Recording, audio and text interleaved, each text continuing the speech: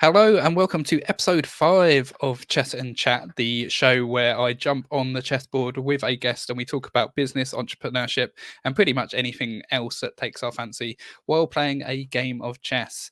And this week I have on Mr. Martin Whiskin. Hello, Martin. Hello, Joe. How are you?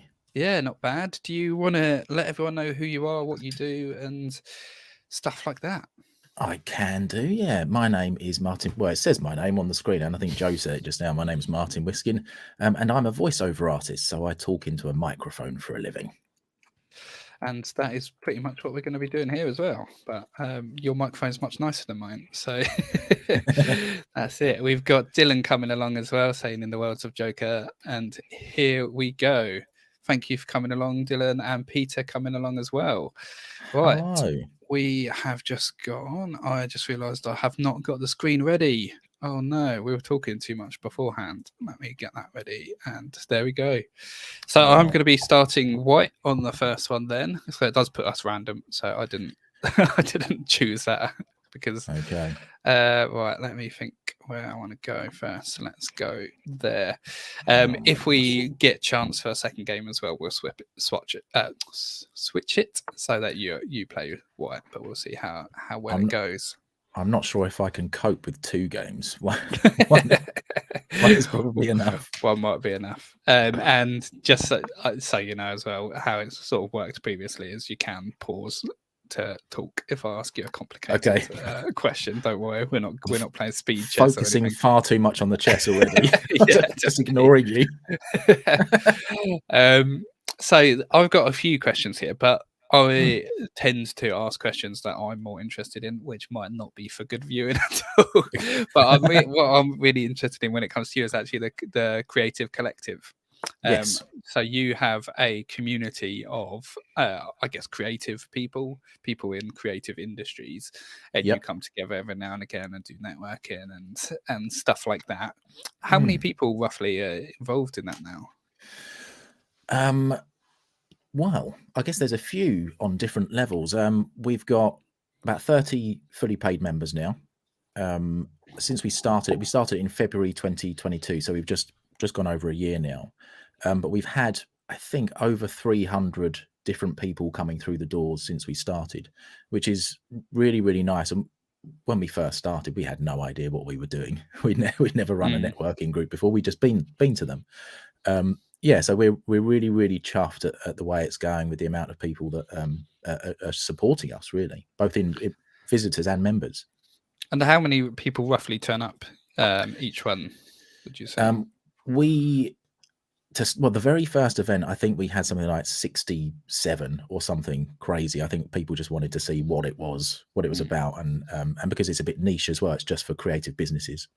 So we're averaging still around 30 per meeting, I think. Sometimes we've never been below 20, which wouldn't matter if we was, but we've got it in our heads now that we can never go below 20. So if you're listening or watching, please come along so we don't ever lose that streak. Yeah, definitely. And the thing that I'm sort of most interested in is what it's like to manage that. So 30 people, is it weekly? Is it? It's fortnightly.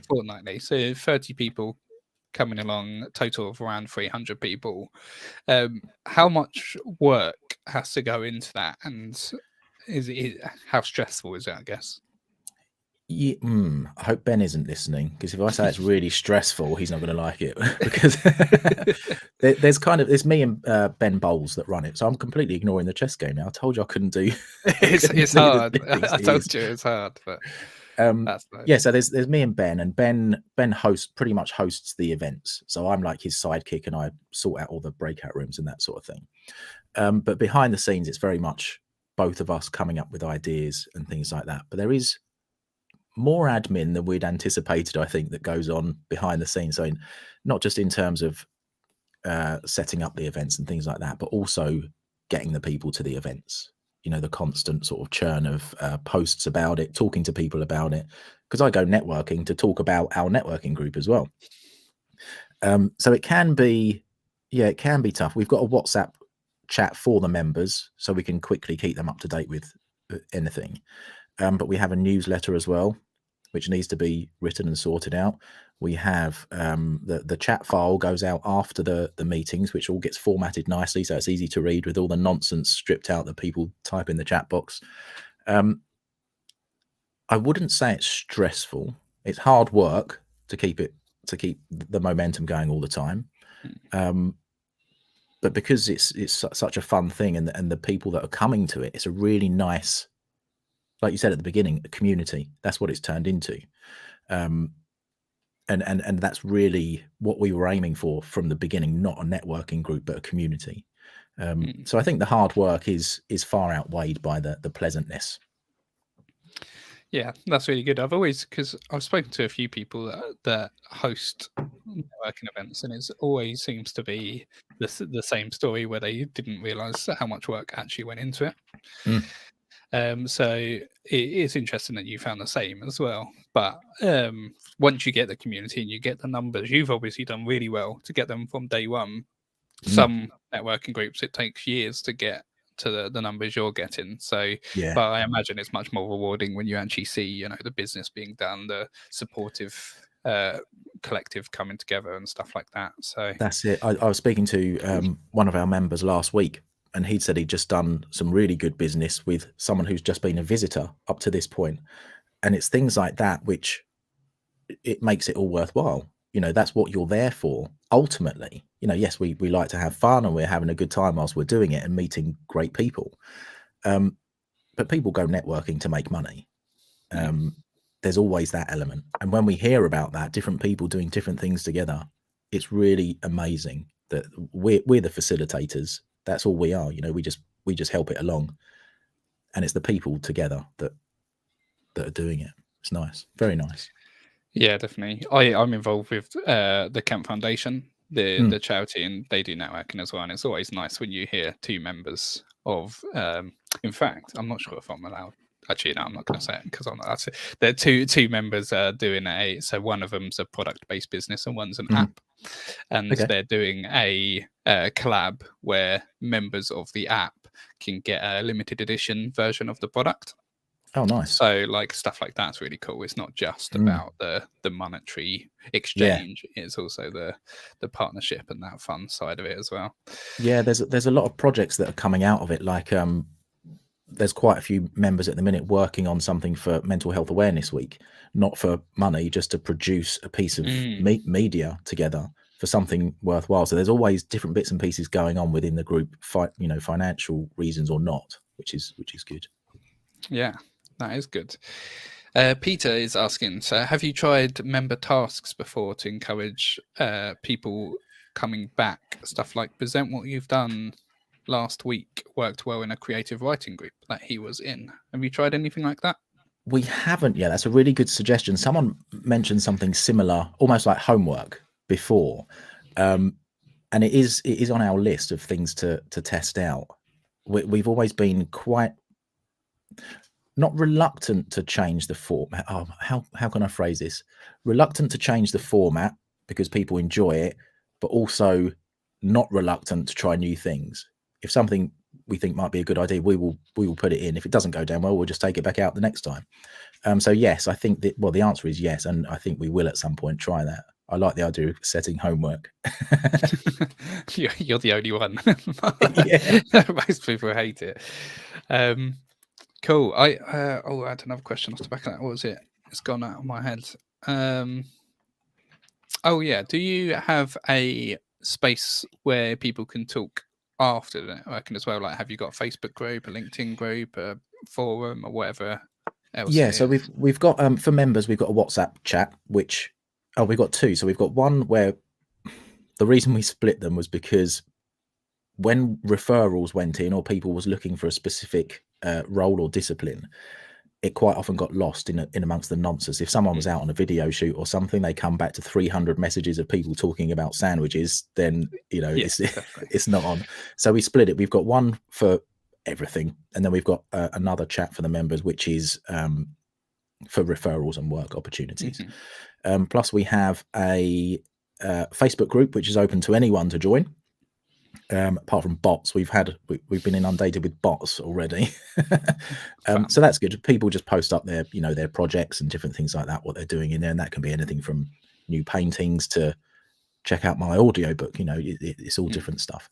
And a newsletter, but that's that's one directional. Yeah, we did have a LinkedIn page, but I didn't do anything with it, so I deleted it. Yeah, I can see that. And it sounds like there's enough work going on, so you probably don't need more off the back of it. Cool. Let's jump onto the voiceover side of it then. So if you imagine the perfect job that you would like from a business, what does that look like? What's like your goal? What's what you're going for at the minute? Oh, I thought it was my go. I was just eyeing up my move, and there. Right. Okay. Bear with me. It's funny, when I first started voiceover, I wanted to do TV commercials, and that was it. TV commercials. Look, mum, or listen, mum, I'm on telly. That sort of thing. I just thought it'd be a really, really cool thing, and I quickly realized that I was sort of shutting off lots of avenues of opportunity by only focusing on that and only targeting myself towards that. I was pigeonholing myself for no reason whatsoever.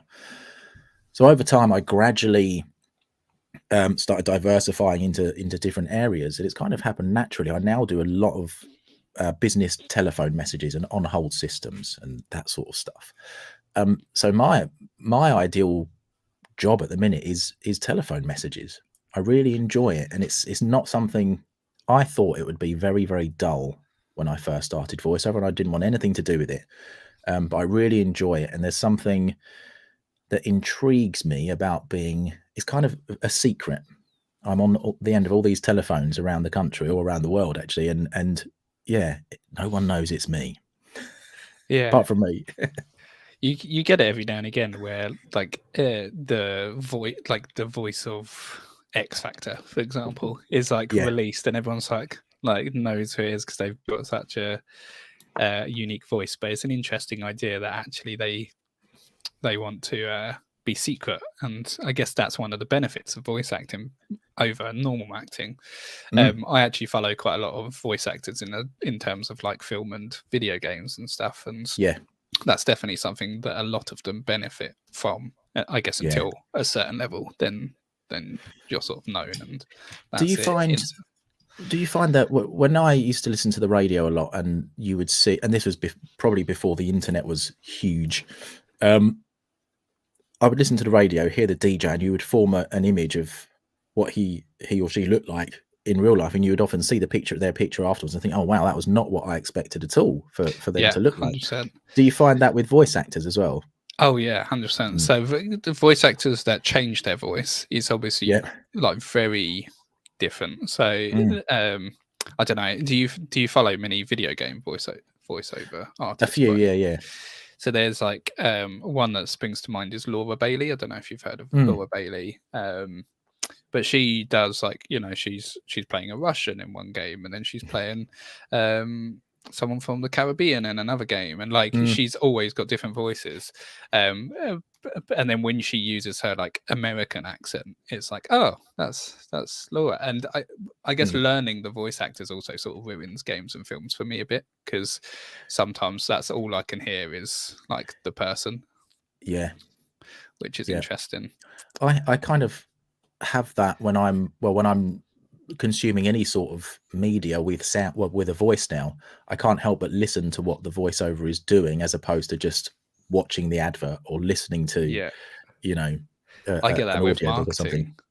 You really? Exactly, like marketing, like learning ads has completely ruined every ad for me ever. Yeah. That's Because like interesting. even like the John Lewis ones and like the big ones, when I look at it, I'm like, oh, that's a really good hook, and I'm just like thinking in marketing terms. So it's interesting that you had the exact same as well. Well, I've got a few options here. Can either take your bishop or take your knight. I'll take your knight. I did not see that one. I'll take your knight back now. Yeah, either way, it's a bit of a trade. There we go.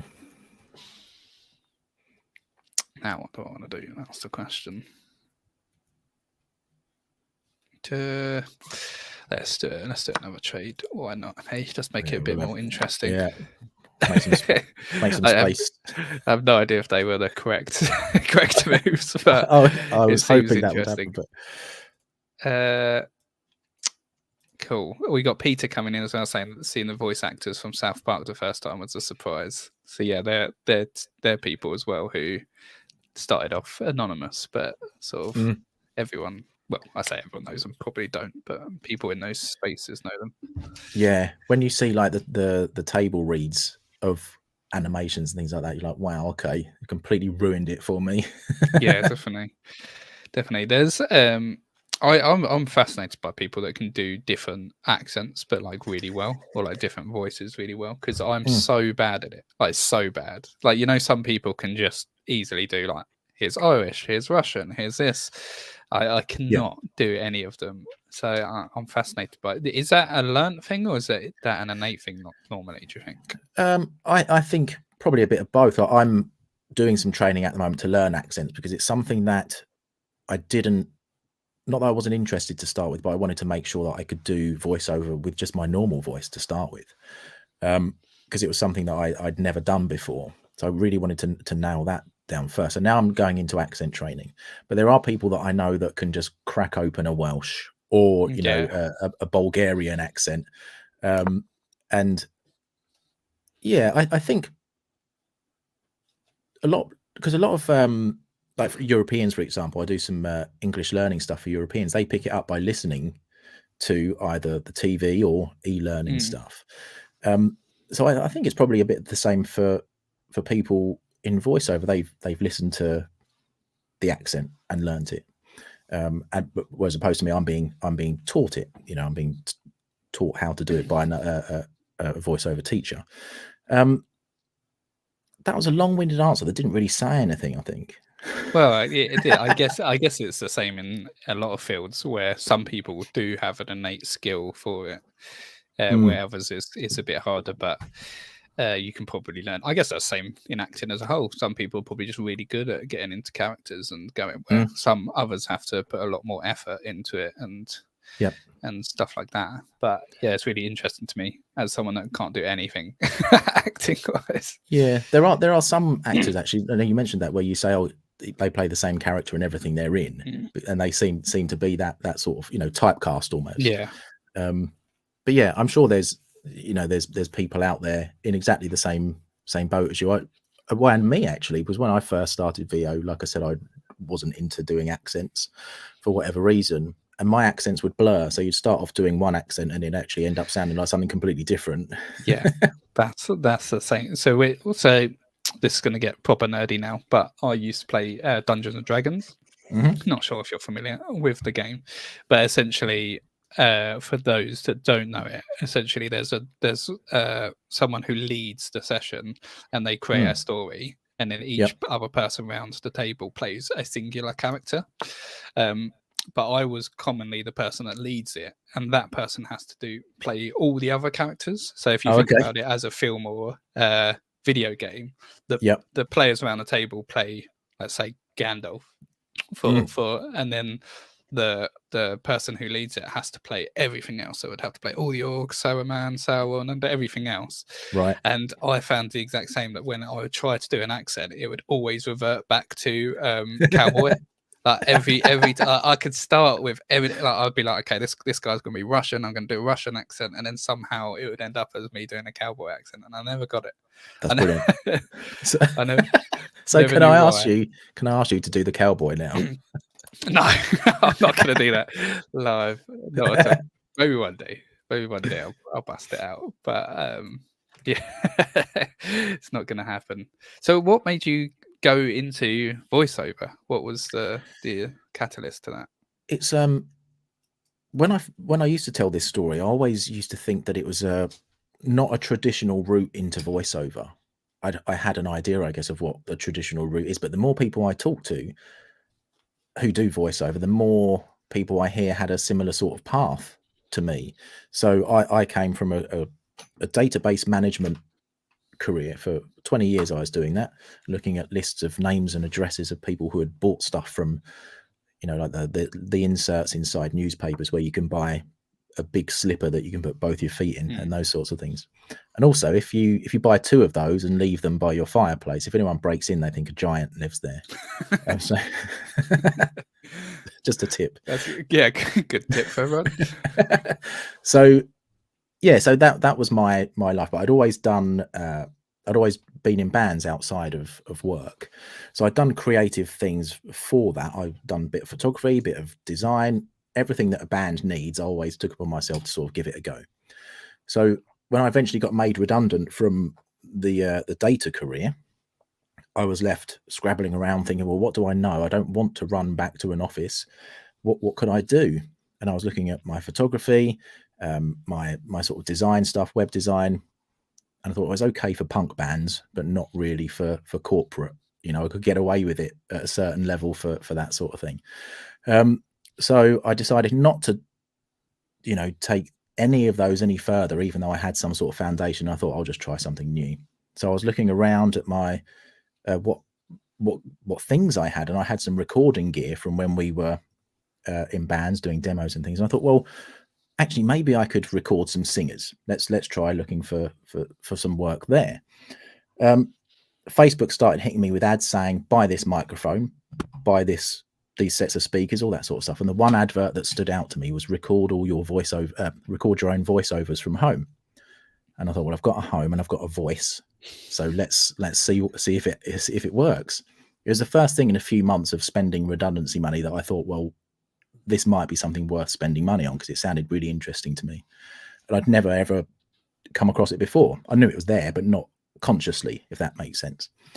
So yeah, I just did this training and mentoring program for a while to see if it worked. It took a while for me to really understand what I was doing, because I'd never had any acting experience, hated talking in front of people at school, at work, in public. You know, this sort of thing a couple of years ago was completely alien to me. I would have just said no to coming on. But yeah, it's piece of bad luck getting made redundant turned into good luck into doing something that I really, really like doing, and very fortunate to have found it, I guess. But yeah, I've heard similar stories from people who used to be teachers. They, you know, kind of got disenfranchised. Is that the right word? Disheartened with teaching, went into voiceover. Postman went into voiceover. And it's not, I think I just thought that someone would be a lifelong actor, would become a voiceover artist, but it isn't like that at all.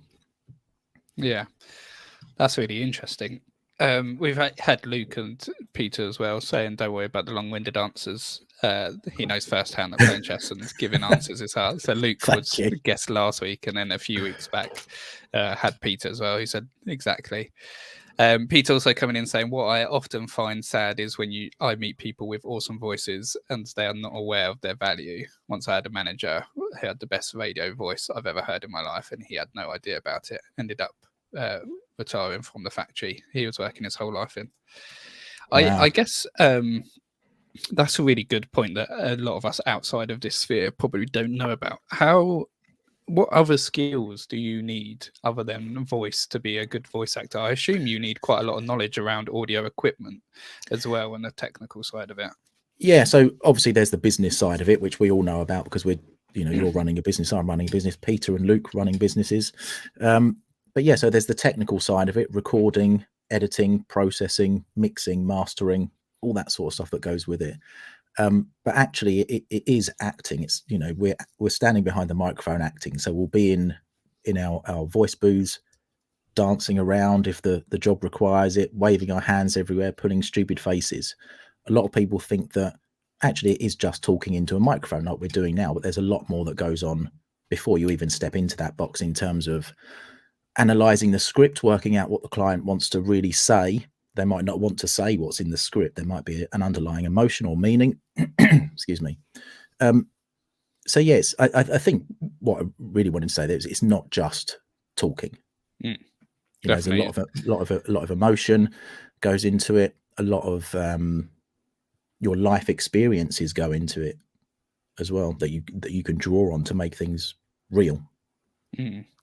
It is acting, isn't it? So at the end of the day, you're doing the same level as acting as someone that does it in front of a camera. You're just in fact, I remember, I can't remember who it was now, but I remember an interview ages ago saying that voice acting's almost harder because they can't see the expression, they can't see anything, so you have to get the emotion across just by the ears, which is a harder element.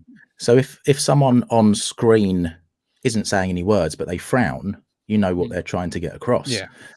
So quite often you will find us frowning really, really hard to get something across, as opposed to just a slight frown on screen, because like you say, you just can't see it. You can't hear expression, but you can feel emotion.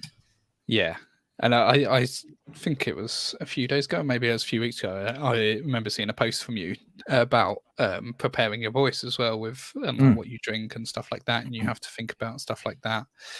So there's a lot more that goes into it. I remember seeing behind the scene footage of the film Logan as well, with Hugh Jackman doing the voice part of running through the woods and slashing everyone up, and it was, although they're just recording his voice, he was still very like physically intimidating and throwing his arms about and jumping about as if he was. So I can imagine there's a lot that goes into it. Yeah, he's fully in the zone, even though he was in a studio watching a telly of himself running through the woods. Yeah, I find that really impressive as well. When people nowadays, it's all in like green screen and mocap and stuff like that, and people are still significantly good actors as well. Oh no, you fell into my trap. Sorry, Martin. Oh no. I'm gonna have to do it because I want to win. Oh, no. It's not a terrible trap. It's not over, but it's. I'm quite upset now. It is so hard to focus. So people who haven't done this before won't understand how hard it is to. Oh man! And I have not been focusing at all.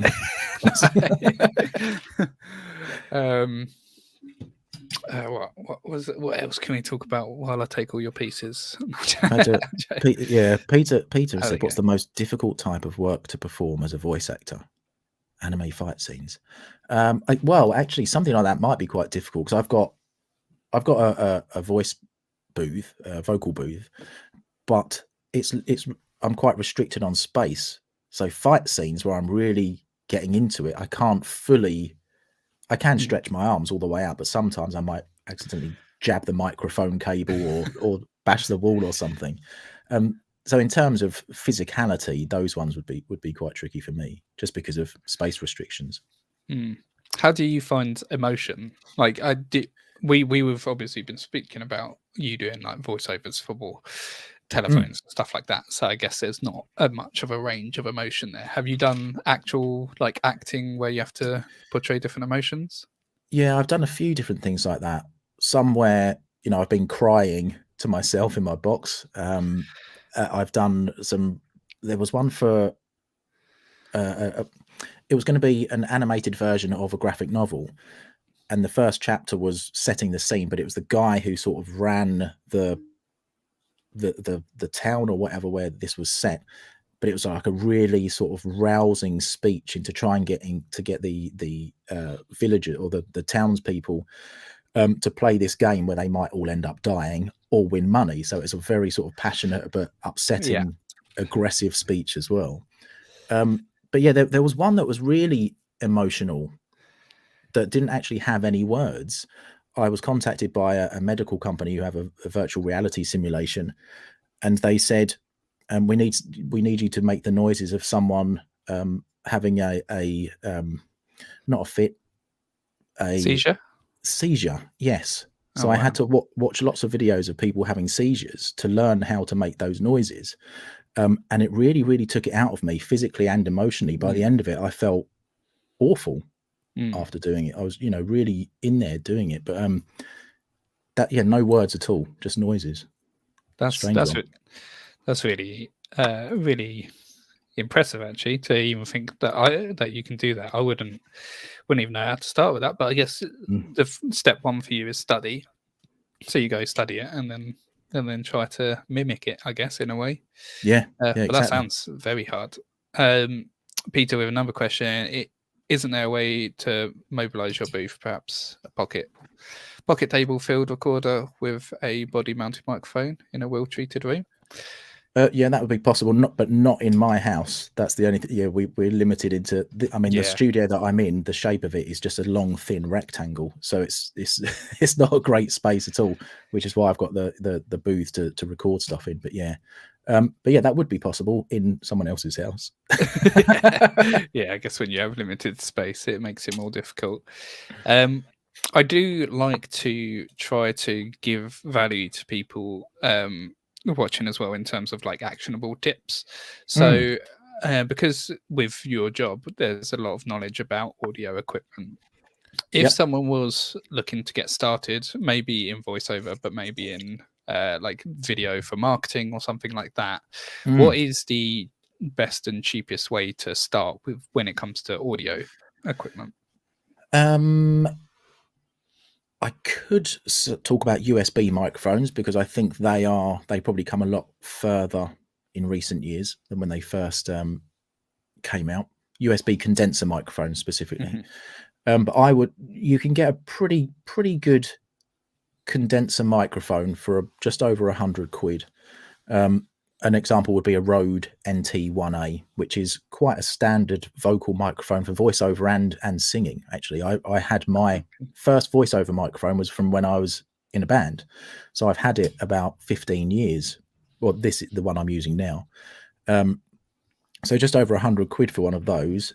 But then, if it's not a USB microphone, you will need a way of getting that into the computer. So you need an audio interface, which you can pick up for about £100 again. So to get started, to get practicing, a couple of £100, I would say. Okay, that's really interesting. Actually, I can't actually remember what mic this is, but it seems to be all right, and probably not for voice acting and shouting and stuff like that. And what level of post editing does someone need if they wanted to get into that? So do you do all of that and then send it off to the client? 9 times out of 10, I do it here just because of the type of work that I'm involved in. So telephone messages, I will edit it because they need to load it straight into the telephone system. If it's an estate agent, for example, they're not going to have the audio skills to edit it. But for things like radio ads, stuff like that, generally it's a record and send straight to them because they will have the specific sound they want to produce for the ad or for their station, and they get on with it themselves. Okay. That's interesting. It's just really interesting for me to know what level of skill stack you have, because you have to have quite a lot of different skills to get to the level that you're at. I think it's, if you've not done audio editing before, it can be tricky, but for most voiceover jobs, it's the same processes over and over and over. And it's only when you start to have to mix it with music or other voices and things like that it can get a bit more tricky, but normally it's pretty straightforward. Yeah, I guess the telephone jobs are pretty straightforward. Yeah. Peter saying editing audio is hard, coming from him as a filmmaker. It's taken weeks out of my life. I still miss it sometimes. Cool. And so if we talk about how people can use voice in their business, then is there ways that businesses have worked with you to improve their marketing in particular using voice? Yeah, so certainly video is an obvious one. I've worked with video production companies who have specifically said things like, we've never used voiceover before, but we want to test to see, do an A/B test between a video without and a video with to see if it improves engagement. And of course, I'm going to say it does improve engagement with the voice, because it's just another way of I didn't want to use this, but speaking to the audience. It's all very well having a video, but if it doesn't have a voice, it just has words on screen, you're making the audience work harder to understand what's going on. So they're trying to watch and read rather than just absorb the whole piece, which a voice will be able to help with. What was the question? Sorry, I did it again. Ways of using voice in marketing. So voiceover of animated stuff, I assume. But there is another one that I've done quite a bit over the past year or so, is on hold marketing. So rather than just having your sort of please hold, someone will be with you shortly, you can actually, you've got a captive audience there. You can tell them whatever you want to tell them. So you could sell them a new service. You could, cross promote if they're phoning up about insurance, tell them about something else that you offer. And I've done some where they just teach you about the company. They tell you a bit of the history about the family business and that sort of thing. So it's a way of making it, and another telephone pun here, more engaging for people to listen to. That's a really good point, actually. Hadn't thought of that as a way of marketing. I guess most people's experience with being on hold is negative. They're on hold to customer service. Yeah, exactly. So that's a different situation. I'll let you do a move rather than keep distracting you with questions. I'm all over the place with this game. So am I. Don't worry, I don't think it's going well for either of us, to be honest. We've probably made so many mistakes. Like this, I don't know where I can move this guy now. But yeah, Peter's mentioned like explainer videos. So explainer animations are, they would be, I think it'd be weird without a voiceover in an explainer animation, because you have to explain stuff. And if you want someone to learn something in, a minute and a half, which a lot of explainers are, making them read very quickly for that amount of time and absorb it and understand it all will be tricky. So yeah, having a voice to fill in the blanks, and that's what it is a lot of the time, is filling in the blanks rather than telling the whole thing. You can assist what's happening on screen. Yeah, definitely. Something I did want to ask you about, and to know how much you're following it and how much knowledge you have about it, is that the whole sort of AI revolution that's happening at the minute. How do you feel about it? Because there are already services where you can get AI voiceovers for stuff. They're a bit shaky at the minute, but are you worried that that is going to be the way the industry goes?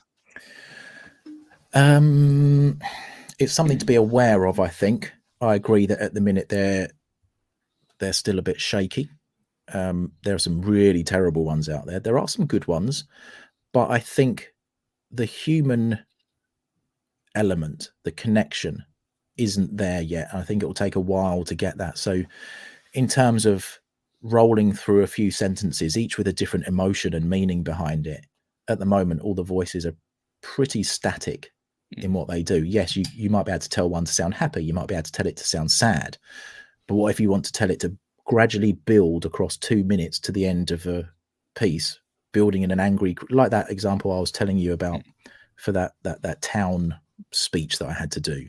It built from a very quiet whisper at the beginning to pretty much shouting at the end. And I'm not aware of AI being able to do that yet. So I think it's something to be aware of. But I also think the other meaning for human connection is working with someone on a project, discussing it and throwing around those ideas. You won't get that from AI, and you won't get ad lib at the minute from AI either, which is another thing that voiceovers are good at.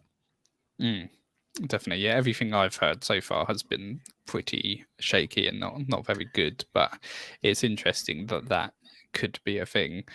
There's already, I forgot what the association's called, but there's an association in the US to help voice actors make sure they get right pay and stuff like that. And they're already talking about it and worried about it, because in theory, if the tech goes extremely well, you could get someone to record, let's say, 20 minutes worth of dialogue, and then get AI to steal the voice and then type out and do the rest of the dialogue for a game or a film or whatever, which would obviously mean they would have to pay the voice actor less.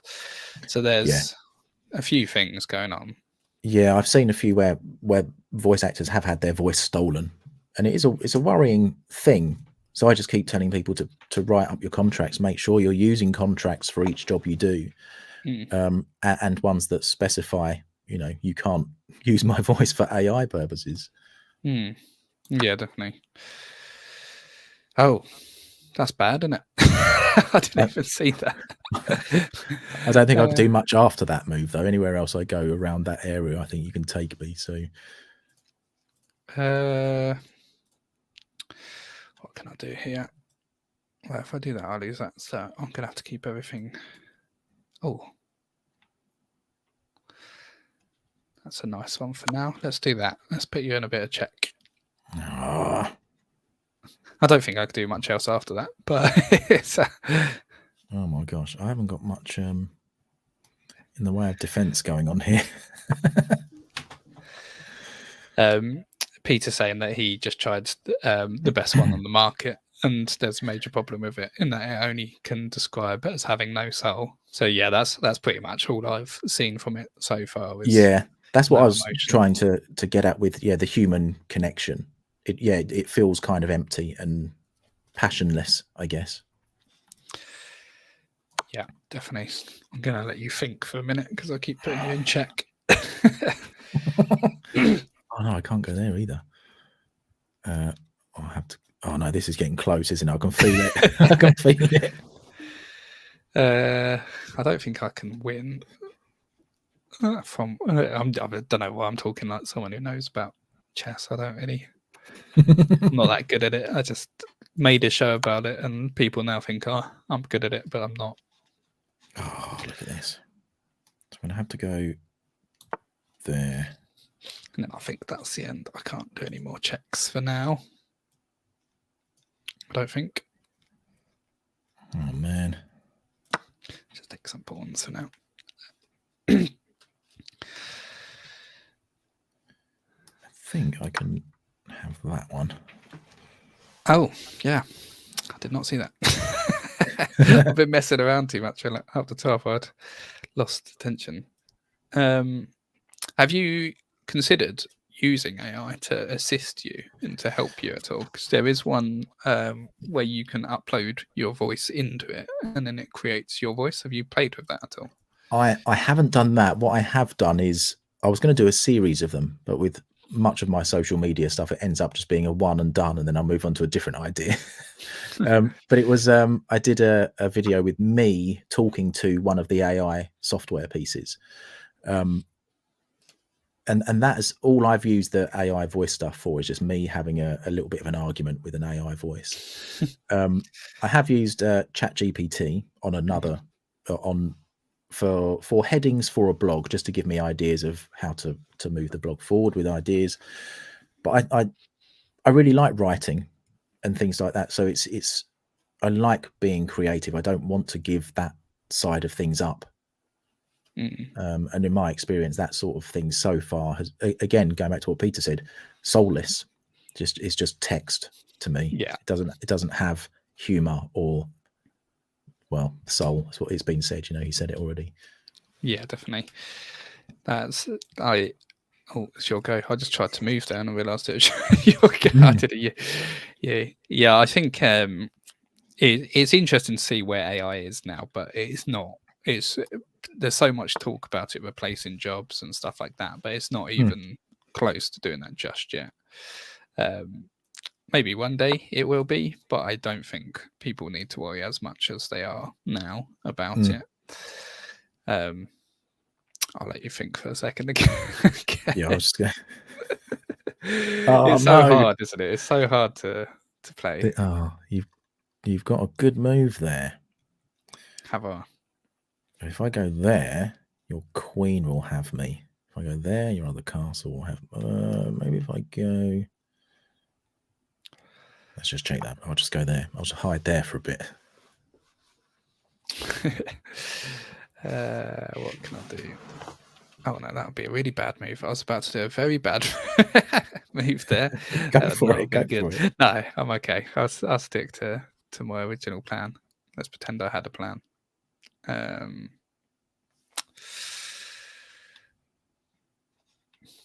just going to do that. Let's get some more stuff out there. As we do. So we obviously spoke that your ideal client at the minute is the voiceover for telephone systems and stuff like that. Do you have any urge to do voice acting in the way of like films, TV series, video games, commercials, anything more media related? I've done bits and pieces in all of them. So I've done bits and pieces of TV, radio, video games, all that sort of stuff. But I'm very happy where I am at the minute. I do corporate stuff, so in-house training videos for companies, e-learning for foreign students learning English. They're learning from someone from Swile in Kent, which is I don't know whether that's a good idea or not, but yeah, it's I'm always open to working in areas, and I don't shut anything off these days like I did at the beginning. But I'm not actively pursuing, TV commercials. Or video games, if they come up, I will do them, of course. But yeah, I'm more focused on your corporate video, your explainer animations, your telephone work, and that's where I'm heading at the minute. Okay, that's exciting. And Peter's asked if you have any of your own creative projects as well that you're doing at the minute. Yeah, and I always feel silly mentioning this, but I've got a song at the minute that I've written and recorded a demo for, and I'm hoping by the end of the year to turn it into a charity single. And I can't help but giggle when I say that, charity single, because it just sounds weird to me to be doing that. And I hope it goes well. But yeah, it's I'm hoping to tie it in with at the end of the year. There's another mental health awareness thing going on, so I'm hoping to tie it into that. So I do try to do other things outside of what I do, but I found what I used to do was very structured and rigid with the database stuff, and I would always have creative projects outside of work. But now, because of what I do is creative, I don't have that itch as much anymore. So if something comes into my head, I will do it, and I will probably pursue it to its logical end, but it's not as many as before, is the answer there. I think one or two every now and then. And so is singing where you started with the band? Yeah, although I did do lead singing, but I'm not a lead singer. Let's put it that way. I'll take your word for it then. Well, that's Yeah. really exciting though. We'll see the charity single by the end of the year then. Are Yeah. you working with other people to create the music side of it? Yeah, so there's going to be a few other voice artists in it as well, because the verses are more spoken than sung, because I wanted to get people involved. So it's like telling a story rather than just another song sort of thing. Yeah, and I'm working with hopefully a composer who will put it all together and actually record it properly for me, because mine was just ukulele and then a drum track that I put on it afterwards on the computer. Yeah, so I'm hoping that it'll all be done properly and released properly as well, onto the platforms and things. So yeah, really and it's people I met through the Creative Collective to bring it full circle. Yeah, that's really cool. That's really exciting then to get that side of it as well. Oh, that's not what I thought you was going to do at all. I wasn't. I had that in my head for a little while, and I'm hoping I haven't missed anything now. I don't think so. This is getting a bit tense now, isn't it? We're running low on time. Neither of us are making great headway. I could do that. That could be interesting. Not sure if it's a good move, but it could be fun. Okay. Let me just double check. Let's try that. How did I not see that? Oh dear. Oh, that's the only move I could do. I can't believe it. I just did that. I didn't see it. That was so bad. I can't do much from the... Oh, I could do that, but that would be silly. Right, let's just go there for now. Oh, it is tense, isn't it? I'm feeling it now. It's like I watched a penalty shootout last night in the football, and yeah, I would say this is more tense than that. Definitely. It's so hard talking as well, isn't it? At the same time as I need to focus. So, this is not good for me, is it? I'm going for the double queen. Yeah, so I think if I do that, that's checkmate. Huh? What? Oh no. No, as in like for you checkmate me if I don't deal with this. So if you take that, okay, are you looking in StreamYard? Because you can see my arrows if you look in StreamYard. Oh yeah. So if you do that and I take that, you take that, that's checkmate because I can't move there. So That's bad for me. Checkmate is not good, I've learned. After 2 weeks of getting in checkmate, I found out that actually that is not how you play chess. So, do I sack the queen to stop that? Or is there a better move here for me? Oh, that's interesting. I don't like the sound of that. That's good. I'm not gonna think too much about it. I'm just gonna do that and hope. Right, I'm gonna have to think this through. This is more than this is going to be more than one step ahead that I have to think through. So I might go quiet for a moment. Yeah, I think the business chat is gonna have to stop now until the end of the game. So we can think a bit more. I'm just going to go for it, and I'm going to of course I'm going to have a second queen. So I think if I do that. Oh yeah, so that's nullified that immediately. And then I can do that, and then that solves that problem. Oh damn it! Let's go this way.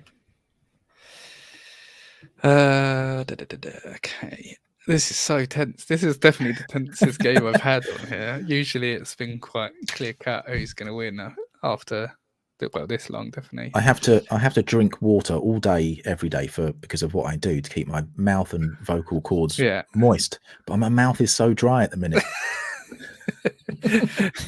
Who would have thought that chess could be so tense?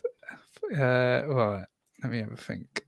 There's not really much I could do, to be fair. There's not much going on, so let's just take that and hope for the best. Oh, I see why he did that. I was just like, why did he do that? And then I realised. Okay. That's turtle. I'm just going to go back to the king. Oh, I can't go there. I have to go there. Oh. I'm just going to run that while I can.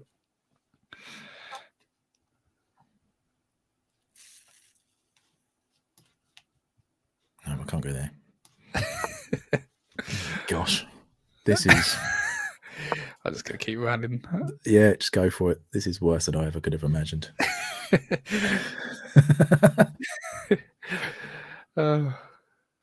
It's been a good game, though. It's been close. Oh, yeah, because you're going to get another one anyway. Oh, damn it.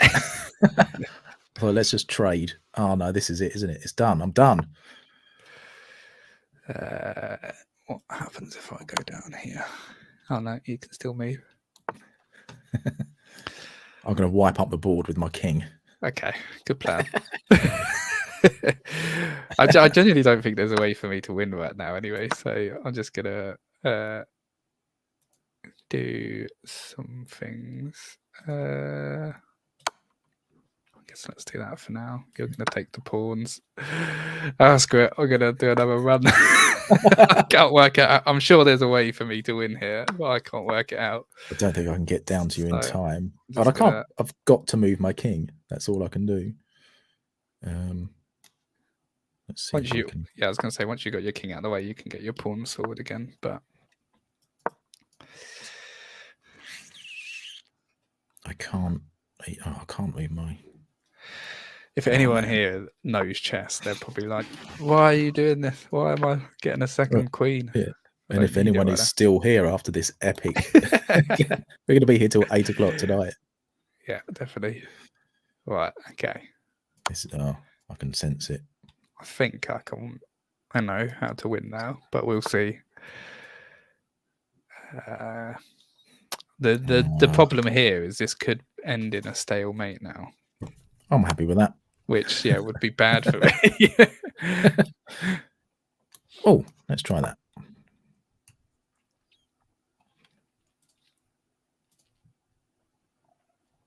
Oh, I need to make sure this is not going to be a stalemate. So let's move you there first. I think that's it. Yeah, there we go. Oh, Damn it. I was really worried there. That was going to be a stalemate. That Best was a of really three. good game, though. I think that's me done for the day. It was fun though. It was a lot of fun. That was definitely a tense game. Yeah, it's a lot of thinking. And actually, something else about voiceover is, you know, there are scripts where you really have to think about what you're doing, and it can be really intense, like remembering what your different cues are all through the script. And I found that very, very difficult just now. Yeah, it is. It's more difficult than people think, but you managed, and it was a good game. I didn't wipe the floor with you, and you didn't wipe the floor with me. So that hopefully that's good viewing. Well, you still won though, and I'm disappointed. Peter saying fair play coming in at the end there. Well, thank you for coming along. Where can people go and find out about what you're doing and the Creative Collective and everything else? Yeah, so Martin Whiskin on LinkedIn. I think I'm the only Martin Whiskin in the world. Oh, wow. If not, I can rectify that. I didn't say that live, did I? Yes, I did. Yeah, and I post up about what I'm up to, but also the Creative Collective on there as well. There is a Creative Collective website. It doesn't have much on it, so I would say just connect with me on LinkedIn to find out more and to see what's happening. Amazing. And thank you for everyone for coming. They are going to be 2 weeks off now for the 2 bank holidays because we have a stupid amount of bank holidays in May, apparently. So there won't be any Chess and Chat for 2 weeks. And then we'll have another guest who I will announce closer to the time to build up the hype. But thank you all for coming, and I will see you then.